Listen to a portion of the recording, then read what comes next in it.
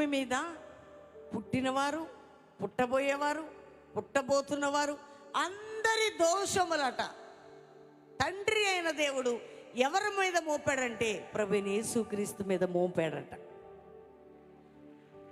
ఎవరి మీద అండి? మన అందరి దోషములు. అందరు చెప్పండి, అందరి దోషాలు. అందరు చెప్పండి. సర్వ మానవాళి దోషము ఒక్క వ్యక్తి మీద పడ్డదండి, ఒక్కడి మీదనే. ఆ ఒక్క అంటే ప్రతి వారి పాపము, అంటే ప్రతి మానవుల్లో ఉన్నటువంటి దోషము, పాపము, పాప సంబంధమైన జీవితం అది ఎవరి మీద పడ్డదంటే అతని మీద మోపబడ్డదట. అంటే అందుకనే ఉండే అంత భయంకరమైన శిలువ మరణం. అది సాధారణమైన మరణమా లేకపోతే 4 దెబ్బలు కొట్టి చంపిన మరణమా? ఆ దెబ్బలు, ఆ గాయాలు,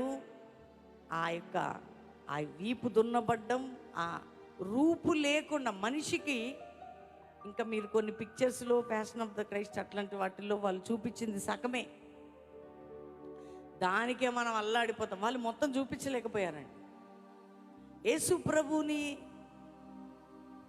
విరిచిన విధానం, కొట్టిన విధానం, నలగొట్టిన, అందుకే అందరు వింటున్నారా అని నేను అడుగుతున్నా. పర్సనల్గా ప్రతి ఫేస్ నాకు కనపడాలి జాగ్రత్తగా. అతను విర్రగొట్టబడిన విధానం, ఆయన నలగొట్టిన విధానం నేను 2 మాటలు మీకు చెప్పాలనుకుంటున్నాను. మన ముందు రోడ్డు మీద ఎవరినన్నా కొడుతుంటే రక్తము కారేటట్టుగా ఒక వ్యక్తిని ఎవరైనా రోడ్డు మీద కొట్టారనుకోండి, చూడలేం మనం. ఎందుకు తెలుసా? మన ఇంట్లో మన ప్రియుల్ని ఎవరైనా కొడుతున్నారనుకోండి, బయట వచ్చి ఎవరైనా శత్రువులు వచ్చి, చూడలేము, తట్టుకోలేము.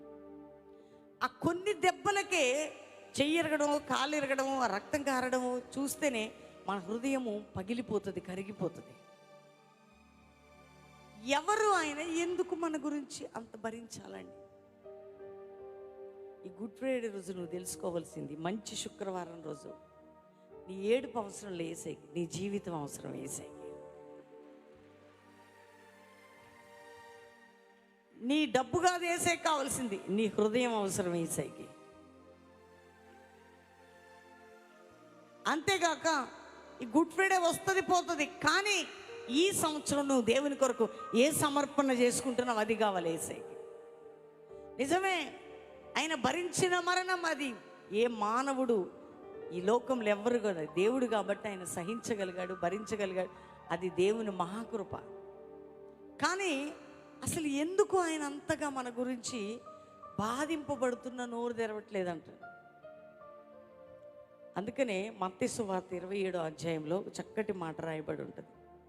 మీరు 27వ అధ్యాయం మత్తయి సువార్త